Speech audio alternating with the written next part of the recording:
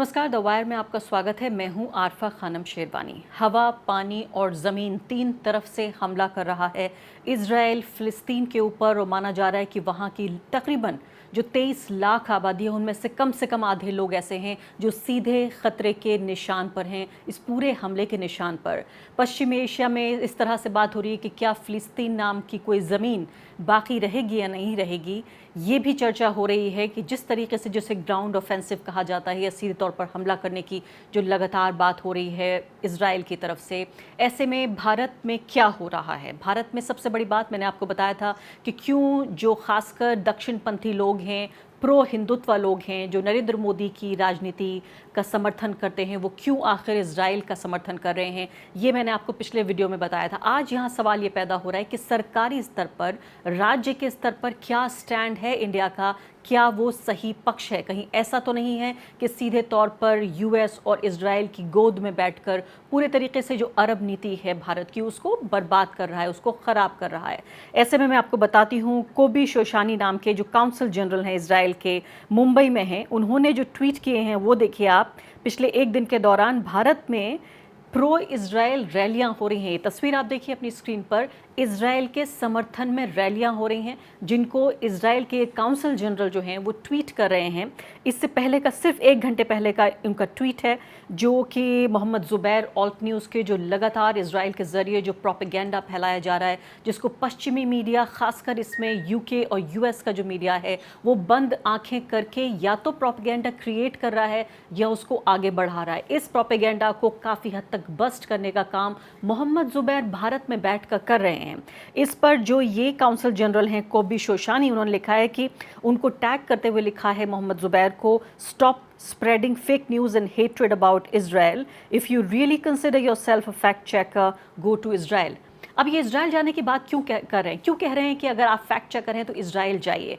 बड़ी दिलचस्प बात यह है कि जो भी भारत से पत्रकार गए हैं वो फिलिस्तीन नहीं गए, इजराइल गए हैं। यहाँ ये एक ऐसा युद्ध है जिसमें दो पार्टियां हैं, उनमें से एक पार्टी की तरफ जाके उस तरफ से आप युद्ध कवर कर रहे हैं। ये या तो बेहद अहमकाना है या बहुत ज़्यादा शातिर एक चाल है, या तो मैंने कहा कि ये लोग या तो अहमक हैं या शातिर हैं। इन तीनों में, दोनों में से कोई तीसरी बात नहीं है कि जब अगर दो पार्टियां हैं उनमें से एक तरफ से आप युद्ध को कैसे कवर कर सकते हैं। तो ये पूरी इनकी टाइमलाइन देखिए, इससे पता चलता है कि भारत सरकारी और गैर सरकारी स्तर पर क्या कर रहा है अरब देशों से अपने रिश्तों को लेकर और यूनाइटेड स्टेट्स से अपने रिश्तों को लेकर। मेरे साथ जाने माने वरिष्ठ पत्रकार आनंद कुमार सहाय इस वक्त मौजूद हैं। वो इस पूरे जो खित्ता है पश्चिम एशिया का उसको बेहतरीन तरीके से जानते हैं। उन्होंने एक आर्टिकल लिखा है द वायर पर। मैं आपसे कहूँगी, जो आप में से जो लोग पढ़ना चाहें, ये पूरा लंबा एक आर्टिकल है, इसको ज़रूर पढ़िए, एक एक शब्द को समझिए। आनंद साहब बहुत बहुत शुक्रिया आपका द वायर को समय देने के लिए। सबसे पहले मैं आपसे ये जानना चाहती हूँ, ये काउंसिल जनरल जो हैं इजराइल के, ये बाकायदा एक तरह से एक लिंच मॉब मोहम्मद जुबैर के ऊपर लाने की कोशिश कर रहे हैं। एक ही घंटे के भीतर आप ये सोचिए 5,000 से ज़्यादा रीट्वीट हो गए हैं। पूरा दक्षिणपंथी जो आरएसएस और बीजेपी का आईटी सेल है, अब ये दीवाना हो चुका है इनके पीछे। आरफा जी, पहले तो एज ए डिप्लोमेट उनको इस तरह से खोल करके एक भारतीय जर्नलिस्ट को इस चैलेंजिंग टोन में उनसे बात नहीं करनी चाहिए, ख़ास तौर से किसी भी जर्नलिस्ट से, ख़ास तौर से उसके बैकग्राउंड को देखते हुए कि वो बहुत ही केयरफुल जर्नलिस्ट हैं, फैक्ट चेकर हैं और इम्पोर्टेंट ओकेजन्स पे उन्होंने सही तथ्य हमारे सामने लाए हैं। The Consul General has exceeded his diplomatic protocol. ये उनको कतई नहीं करना चाहिए। और जहाँ तक इजराइल जाने की दावत देनी है, वो खुल के इस तरह से थोड़ी चैलेंज करके दावत दिया जाता है। दावत देने के तरीके कई होते हैं। जी हाँ, आपको भी हैरानी हुई कि आपने इससे पहले किसी डिप्लोमेट को, राजनयिक को खासकर जो अपने देश की तरफ से यहाँ पोस्टेड है, ऐसे बात करते हुए नहीं देखा। और सीधे तौर पर मोहम्मद जुबैर को जिस तरह से टैग करके लिखा गया, आपने बिल्कुल सही कहा, ये धमकाना एक तरह की पूरी उनकी टोन है। इसके अलावा आप ये देखिए कि आपको लगता था कि किसी रोज़ जब फ़िलिस्तीन और इजराइल का जिक्र होगा, ये अब की नहीं 75 साल पुरानी दास्तान है ये। ऐसे में भारत की सड़कों पर इजराइल के लिए जो ये सपोर्ट दिख रहा है, मैं तो कहती हूँ अगर 2 दर्जन लोग भी सही, इसे कैसे देख रहे हैं आप? कि जो सपोर्ट करना चाहे, भारत में इजराइल के लिए एक एक सपोर्ट की कॉन्स्टिट्यूंसी है, जिसका ताल्लुक आज की जो रूलिंग पार्टी है उनके साथ है।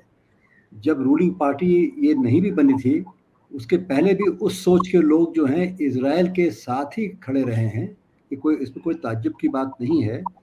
और उसके पीछे बुनियादी बात मेरिट्स को एग्जामिन करना नहीं है कि वहाँ असलियत क्या है, वहाँ की कहानी क्या है, इतिहास की कहानी वहाँ की क्या है। वहाँ ये है कि ये समझते हैं कि हम जिस धर्म के हैं, और जो पैलेस्टाइन के लोग ज़्यादातर, पूरी तौर पे तो नहीं, ज़्यादातर जिस धर्म के हैं, हमारा आमने सामने का टक्कर है। अपने देश के अंदर भी टक्कर है और बाहर जहाँ मौका मिले उस धर्म के फॉलोअर्स के ऊपर कोई बम बरसा रहा हो, कोई मारपीट कर रहा हो, तो हम तालियां बजाने के लिए खड़े हैं। ये उनकी मानसिकता है, ये उनकी सोच है।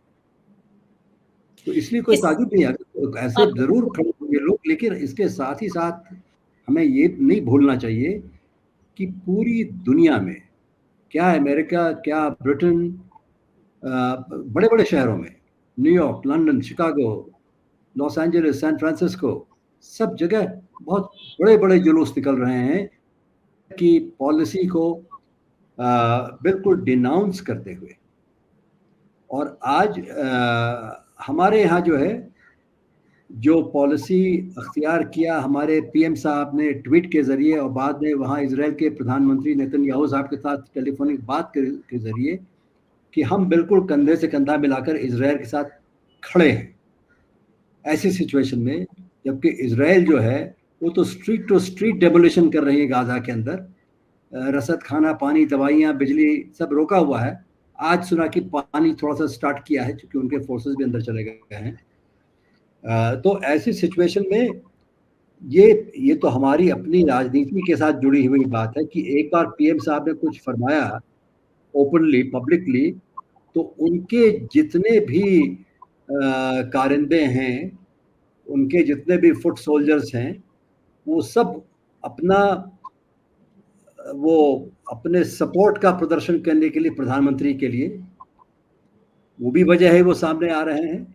और दूसरी वजह ये है कि ये उनके अंदर, उस पार्टी के लिए के अंदर की जो बेसिक बात है, किस बात पे वो पार्टी दूसरे पार्टी जितने और पार्टीज हैं हमारे देश में उससे मुख्तलिफ है, इसी बात को लेकर, जो धर्म को लेकर के एक दूसरे धर्म पे अटैक करते हैं, इसी बात को लेकर। मैं क्रमवार तरीके से आती हूँ। जी हाँ, आनंद सहाय जी, मैं क्रमवार तरीके से भारत के स्टैंड को समझना चाहती हूँ। सबसे पहले ये जब ये हमला हुआ हमास के ज़रिए इज़राइल के ऊपर, जो वर्ल्ड लीडर्स थे, दुनिया के जो नेता थे, उनमें सबसे पहले समर्थन दिखाने वाले लोगों में भारत के प्रधानमंत्री भी शामिल थे, नरेंद्र मोदी। दूसरी बात, उनका फिर फटाफट ट्वीट आ गया कि मेरी बातचीत हुई है फ़ोन पर इज़राइल के प्रधानमंत्री नेतन्याहू से और मैंने फिर से समर्थन जताने की कोशिश की, और ये तमाम बातें उनकी आई। यानी कि पूरी तरीके से टोन सेट हो गया कि क्या करना चाहता है भारत सरकारी स्तर पर, राज्य के स्तर पर। लेकिन उसी के बरक्स जब विदेश मंत्रालय का ये स्टेटमेंट आता है और भारत के जो स्पोक्स पर्सन हैं, जब वो ये बात कहते हैं, तो वो सीधे तौर पे ये कहते हैं कि भारत ने हमेशा वकालत की है एक आज़ाद और एक वायबल स्टेट ऑफ पैलेस्टाइन। उनके शब्द थे a sovereign, independent and viable state of Palestine, and called the Indian position on Palestine as being long standing and consistent. यानी कि स्थिर स्थिति रही है भारत की, जो पहले थी वही अब है। क्या ये बात सही है, या आपको लगता है एक कॉन्ट्रडिक्शन है कि जो प्रधानमंत्री के दो ट्वीट हैं, जो उनकी खुद की सेना, जिन्हें आपने कारिंदे कहा, उनके कारिंदे सोशल मीडिया पे जो कर रहे हैं, और यहाँ जो विदेश मंत्रालय बयान दे रहा है? ये बात बिल्कुल बेबुनियाद है। जो हमारे पीएम साहब का जो बयान आया, और उन्होंने यहाँ तक कहा हम इज़राइल के साथ खड़े हैं इन दिस डिफिकल्ट आवर, मतलब जैसे कि हम ऐसी जगह की बात कर रहे हैं, ऐसे ही निरीह निरीह देश की बात कर रहे हैं जो आज भारी मुसीबत में पड़ गया है। तो लाजमी है कि हम उसके साथ खड़े हों, हमारे दोस्त हैं वो, क्यों नहीं खड़े हों। माने ये पूरे टोन है, ये उसका अंदाज था। और उसके 2 रोज़ के बाद, जबकि कहानी है कि पिछले 75 साल से एक लगातार जिस तरह से इज़राइल ने हमला किया है, यूनाइटेड नेशंस के जितने बड़े-बड़े इम्पोर्टेंट रेज़ोल्यूशन से उनके खिलाफ हमला किया है पैलेस्टाइन के ऊपर, पैलेस्टाइन के अवाम के ऊपर, उस कहानी को बिल्कुल लीपापोती करके ये दिखाने की कोशिश कि इजराइल जो है इतनी मुसीबत में पड़ा हुआ है, आज उसके मित्र होके उनके साथ आज नहीं खड़े हुए तो कब होंगे। अब ये तो बड़ी विडंबना की बात है, पूरी हैरान होगी। यहाँ तक कि यूनाइटेड नेशंस के जो सेक्रेटरी जनरल साहब हैं, उनका स्पीच आया फौरन बाद, हमास ने 7 अक्टूबर को पिछले सैटरडे को अटैक किया और उसमें उन्होंने भी वायलेंस से बाज नहीं आए, वो सिविलियन पॉपुलेशन के ऊपर वायलेंस हुआ है। तो वो जो वायलेंस हुआ है उसको देखकर मौका मिला, बहुत सी बातें कहने का, हम उसको चर्चा में लाएंगे अभी, लेकिन यूनाइटेड नेशंस के सेक्रेटरी जनरल जो हैं उन्होंने उस वायलेंस को क्रिटिसाइज किया, लेकिन साथ ही साथ ये भी कहा, और ये इस पर गौर देने वाली बात है, वो ये है कि जो हुआ है अभी हमास ने जो किया है, it was not in a vacuum, वो एक सपाट स्लेट पर नहीं हुआ है, वो एक शून्य से निकली हुई बात नहीं है, यानी उसके पीछे भी हिस्ट्री है। और फिर उन्होंने ऑक्यूपेशन की बात की कि पैलेस्टाइन लैंड्स का ऑक्यूपेशन, उस पर कब्जा 56 साल से, उन्होंने 67 से जोड़ा है उसको, जबकि इजराइल ने हमला किए और पैलेस्टाइन और दूसरे लैंड्स को अपने अख्तियार में किया। तो बोले ऑक्यूपेशन, जो ऑक्यूपेशन के खिलाफ जो कुछ हुआ है, हम उसका नतीजा आज देख रहे हैं। ये उनके यूनाइटेड नेशंस के सेक्रेटरी जनरल का कहने का मतलब है। और एक बात और हमें देखनी पड़ेगी, जो सबसे इंपॉर्टेंट और सबसे पुराना न्यूज़पेपर है इजराइल का, वो कह रहा है हमास ने किया अटैक, तो वो कह रहा है कि इसके लिए हम अपने प्रधानमंत्री नेतन्याहू को रिस्पॉन्सिबल ठहरा रहे हैं। क्यों? क्योंकि उन्होंने ऑक्यूपेशन किया हुआ है और उन्होंने वेस्ट बैंक के और इलाकों को एनेक्सेशन यानी उसको एक्सपेंशन करने के वो हर चाल चल रहे हैं। और नंबर 3 कि जहाँ तक पैलेस्टाइन का सवाल है, उसके उसके एग्जिस्टेंस को, वो उस पर बिल्कुल ऐसा वो उनकी पॉलिसी रही कि एज दो पैलेस्टाइन डज नॉट एग्जिस्ट। ये सबसे इंपॉर्टेंट पेपर वहां कह रहा है। लेकिन हम क्या कह रहे हैं यहाँ पर आधिकारिक तौर पर पीएम साहब के जरिए हम क्या कह रहे हैं कि terrorism in all it's forms. अब टेररिज्म अपने आप में कोई पॉलिसी होती है? बतलाइए। कभी नहीं हुई है, किसी देश में नहीं हुई है, किसी देश। लेकिन इसका काउंटर आर्ग्यूमेंट ये होगा कि एक तरफ से हमास, जिसको कि संयुक्त राष्ट्र ने कहा कि भाई ये आतंकवादी संगठन है, अगर वो हमला करता है तो भारत क्या स्टैंड लेगा? क्या वो आतंकवादी संगठन को समर्थन करेगा या एक चुनी हुई सरकार जो इजराइल में है? भाई इसका तो ये इम्प्लीकेशन, ये इसका लबोलबाब है कि अब के हमास ने अटैक कर दिया है, उसमें जाने गई हैं सिविलियंस की, तो अब जो है इजराइल उसके जवाब में जो जी चाहे कर ले, सब माफ। ये तो हम पोजीशन नहीं ले सकते और भारत नहीं ले सकता ये पोजीशन। इजराइल, वो गाजा जहां से हमास निकली है, उसको दुनिया का सबसे बड़ा ओपन एयर प्रिजन कहा जाता है। ये हम नहीं कह रहे हैं, पिछले कई वर्षों से अच्छे बड़े जाने माने लेखक और विश्लेषक यही कह रहे हैं। हमारे यहाँ नहीं, इजराइल के लोग यही कह रहे हैं। तो सबसे बड़े पूरे गाजा की लंबाई है 37 किलोमीटर से 35 किलोमीटर, और इतना नैरो है, गाजा की पट्टी कहते हैं उसको। उसमें आप एयर बम्बार्डमेंट कर रहे हैं, आर्टिलरी फायरिंग कर रहे हैं, और अब जाके स्ट्रीट टू स्ट्रीट डेमोलिशन कर रहे हैं आप, बिल्डिंग्स की और इंफ्रास्ट्रक्चर की, अस्पताल की, स्कूल, सब चीज बर्बाद हो गया है। तो आपको ये सब करने का पूरा हक है। अगर आप हमास को कह रहे हैं कि एक हमास का क्या कैरेक्टर, इस पे चर्चा हो सकती है। उसको कुछ लोग टेररिस्ट कहें, मैं उस बात से पूरी तरह से सहमत नहीं हूं। मैं वायलेंस के खिलाफ हूं। वायलेंस किसी भी तरह का हो, मुझे नागवार लगता है। बिल्कुल, जल्दी से मैं आपसे, जी हाँ, जल्दी से ये जान लेती हूँ, इससे पहले कि मैं दूसरी बात पर आऊँ भारत के इस स्टैंड को लेकर। वो बात ये है कि कहा ही जा रहा है, वो लोग भी जो फ़िलिस्तीन का समर्थन करते हैं कि इस तरह का हमला करके जो आज़ादी का पूरा संघर्ष है फ़िलिस्तीन का, हमास ने उसे कहीं ना कहीं कमज़ोर किया है। ऐसा अगर किया, ये तो आंकने वाली बात है। मेरी समझ से ऐसा नहीं हुआ है। मुझे तो ये लग रहा है कि अब जो है पैलेस्टाइन में बुनियादी तौर पे आज आज दो ग्रुप्स हैं, इंटरनल पॉलिटिकल ग्रुप्स। एक तो हमास वाली है और दूसरी है फतह, जो कि जिससे यासिर अराफत जुड़े थे। अब तो हमें लग रहा है कि हमास ने जो किया है इसके कारण दो बात तो क्लियर हो गई। एक तो पैलेस्टाइन में और ख़ास तौर से वहाँ का जो नौजवान, जो यूथ, यंग तबका है, उनमें हमास की पॉपुलैरिटी बेतहाशा आगे बढ़ी है। और दूसरे, इसके बाद पीएम नेतन्याहू जो हैं इजराइल के, उनके पोजीशन डमाडोल पहले से चल रही है बहुत से कारणों से, अंदर अंदर इंटरनल रीजन से। अब जो है एकदम लोग ये समझ रहे कि शायद ये अनटेनेबल हो गई हो, उनको शायद जाना ही पड़े, ये मिलिट्री जी। कैंपेन खत्म हो जाए उसके बाद।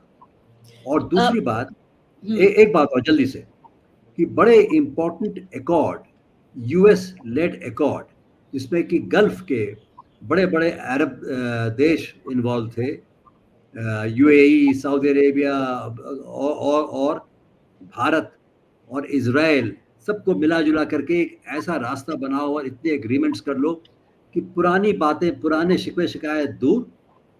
तो ये कहने का मतलब कि पैलेस्टाइन जो है वो ख़त्म हो जाए, ख़त्म हो गया, इशू को ही आप नेस्त नाबूद कर दो, और उसके बाद हम ऐसा चलेंगे, करेंगे कि वो सब बात कभी थी ही नहीं, एक बुरा सपना था एक ज़माने का। जी अब हाँ। वो बात नहीं, अब वो बात नहीं रही। अब the issues back in focus, और जितने एकॉर्ड, जिसको एब्राहम एकॉर्ड्स का नाम दिया जा रहा है, उसके साथ साथ और भी इंडिया को जोड़ते हुए भी कुछ एकॉर्ड्स हैं, आई टू।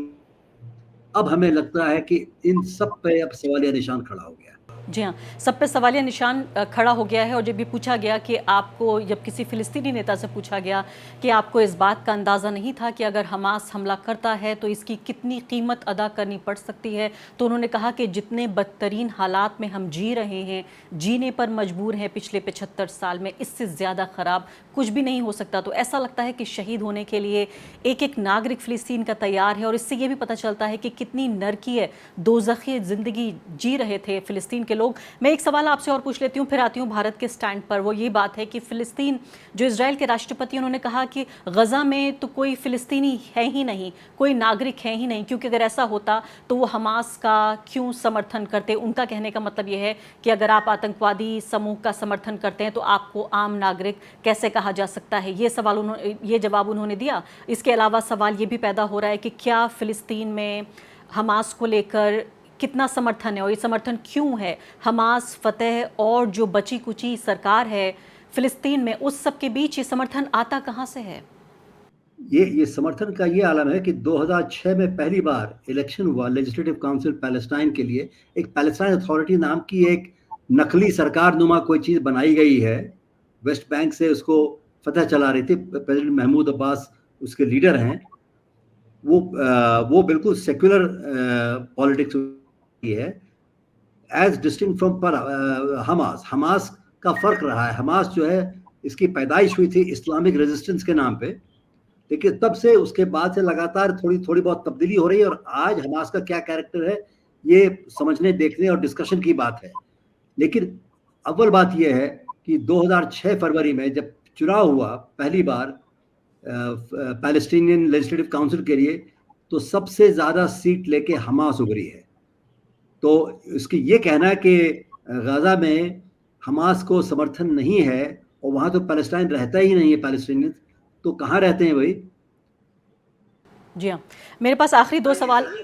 जी हाँ, और कहाँ? आनंद जी, मेरे पास दो सवाल हैं आपके पास, आखिरी आपके लिए मेरे पास। इसमें पहला सवाल ये है कि जिस तरीके से बार बार 2014 से लेकर 19 तक हम ये कहते रहे कि देखिए भारत कैसे पाकिस्तान की तर्ज पर चल रहा है, बहुसंख्यकवाद की राजनीति हो रही है, वहाँ फंडामेंटलिस्ट जो एलिमेंट्स हैं उनको बढ़ावा दिया जा रहा है, अल्पसंख्यकों को परेशान किया जा रहा है। लेकिन 2019 में जिस तरीके से आते आते दोबारा जब चुने गए नरेंद्र मोदी, तो सीधे तौर पर पता चल गया कि इंस्पिरेशन पाकिस्तान नहीं, इंस्पिरेशन तो इजराइल है, जहाँ पर जो अल्पसंख्यक हैं उनके अधिकारों को इस कदर कुचल दिया जाए कि उनको या तो दोयम दर्जे का नागरिक बनाया जाए या फिर उनको आधा नागरिक बनाया जाए, हाफ सिटीजन जिसे हम कह सकते हैं।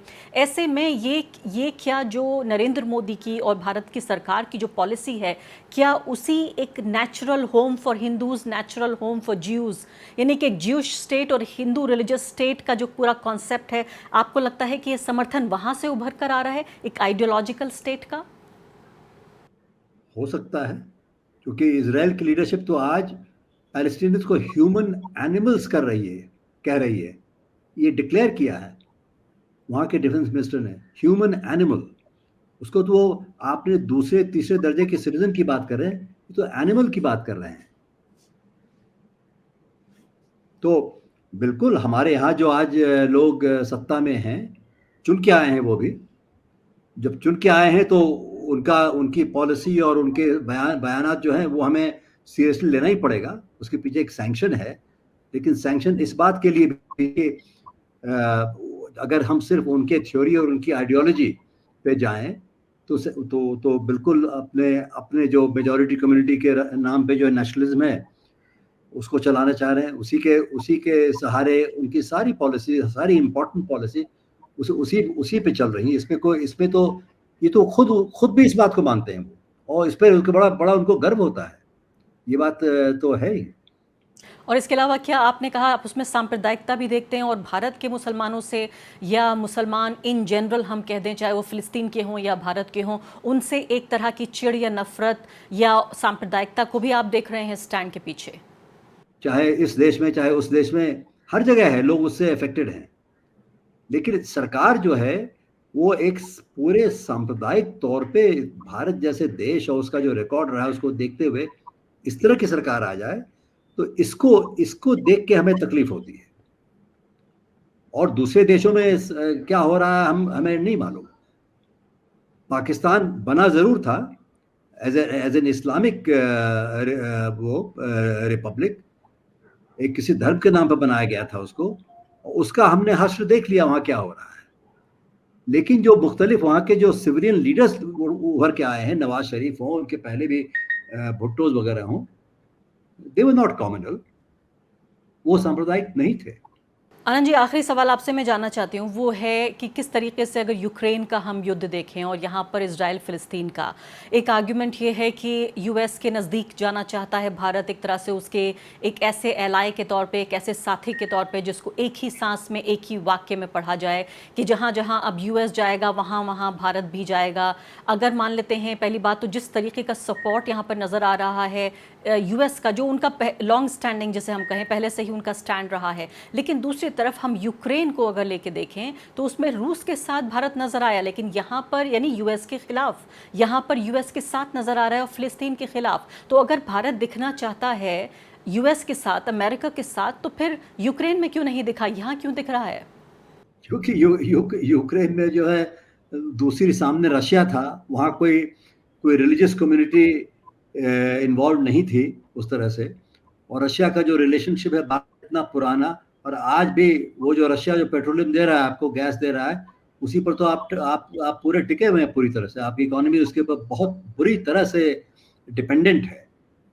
उसको आप अटैक करके अमेरिका के साथ खड़े हो गए, तो आपने बड़ा केयरफुल बैलेंसिंग एक्ट किया, ये कहा और रशिया के पुतिन साहब को जाकर के कि this is not the time for war, ये सब बातें कही उनको, लेकिन अपना डिस्टेंस बना के रखा। आज हम ये कह रहे हैं भाई, हम वॉशिंगटन से ये कह रहे हैं कि सॉरी भाई, पिछले की बात को ख़त्म कीजिए, हम फंस गए थे, ठीक है, अब हम आपके साथ इजराइल के इशू पे, जो कि शायद सबसे इम्पोर्टेंट इशू है यूएसए के लिए, पूरे वेस्ट एशिया में, पूरे मिडल ईस्ट में, इजराइल जो है थ्रू आउट पिछले 75 सालों से अमेरिका का एक स्टेजिंग ग्राउंड बना हुआ है। एक पूरे यूएस पावर कहीं दिखलाई पड़ती है तो इजराइल में दिखलाई पड़ती है, और इजराइल के एग्जिस्टेंस को बचाए रखने के लिए, उसको और मजबूत करने के लिए अमेरिका किसी हद तक जाने को तैयार हो जाएगी। तो उस इशू पे भारत ने आज समर्थन दिया है कस के इजराइल को, यानी वो अमेरिका से कह रही है कि इनडायरेक्ट तरीके से, देखो हम तुम्हारे साथ 110% खड़े हैं, इसमें कोई डाउट नहीं होना चाहिए। बिल्कुल, ये तो और उनको लगा कि जो वेस्ट एशिया और दूसरे अरब जो उनमें तो 2-3 तो पुलिस स्टेट खोल करके, और बाकी जो है मोनर्कीज हैं, वो खुद इजराइल के साथ और यूएसए के साथ अपना रिश्ता बढ़ाना चाह रहे हैं। कई सालों से यही सब कोशिश जारी है। उनको डर सिर्फ एक बात का है कि उनकी जो आवाम है जो जिसको अरब स्ट्रीट कहा जाता है, जो आम जनता है उन देशों की, कि आम जनता जो है उनके ऊपर क्या असर पड़ेगा। तो अब जो हो गया है, हमने देखा पहले तो हमास का अटैक में एक बहुत महत्वपूर्ण बात यह है जानने की कि आज तक पिछले 75 सालों में एक full scale military attack inside the territory of Israel, Israel के अंदर पूरा ऑनस्लॉट, मिलिट्री ऑनस्लॉट आज तक पैलेस्टीनियंस की तरफ से कभी नहीं हुआ। जी ये एक हुआ, बमबारी, बम फेंके गए और ये जैसे टेररिज्म चलता रहता है यहाँ वहाँ छिटपुट, वो होता रहा, पत्थर मारे गए, वो गुलेल से लेके पत्थर मारते थे, ये हालत थी। अब ये जो full scale military assault inside Israel, ये इनके गले नहीं उतर पा रही है कि अगर आज ये हो गया तो कल को खुदा जाने क्या होगा। इस जी हाँ। बात का बड़ा डर है लोगों को, इसलिए एकदम ये भरता बना देना चाह रहे हैं हमास को, क्या पैलेस्टीनियन सिटीजन्स को। और ये बड़े दुख की बात है कि हमारी पॉलिसी, ये जो पॉलिसी हमने अख्तियार किया है अभी, इसका हमको खामियाजा भुगतना पड़ेगा। वेस्ट एशिया के साथ हमारे रिश्ते बिगड़ जाते हैं, इसका फायदा डायरेक्टली चाइना इसका सबसे बड़ा बेनिफिशियरी। जी हाँ, मुझे लगता है आनंद जी इसके ऊपर एक अलग से मैं बातचीत करूंगी। मैं दर्शकों के साथ वादा भी करती हूँ कि जो हमारा पूरा अरब देशों के साथ जो रिश्ता है, क्या इजराइल की कीमत पर वो सब जो एक तरह से बैलेंस था, एक बैलेंस ऑफ पावर भारत ने बना के रखा था पिछले 75 सालों से, क्या वो गड़बड़ा जाएगा? इसके ऊपर अलग से बातचीत होगी। बहुत बहुत शुक्रिया आपका फिलहाल हमें समय देने के लिए। थैंक यू, नमस्कार। द वायर के और वीडियोस देखने के लिए सब्सक्राइब करें और बेल आइकन पर क्लिक करें। स्वतंत्र पत्रकारिता की आर्थिक मदद करने के लिए डिस्क्रिप्शन में दिए गए लिंक पर जाएं और अपनी राशि चुनें।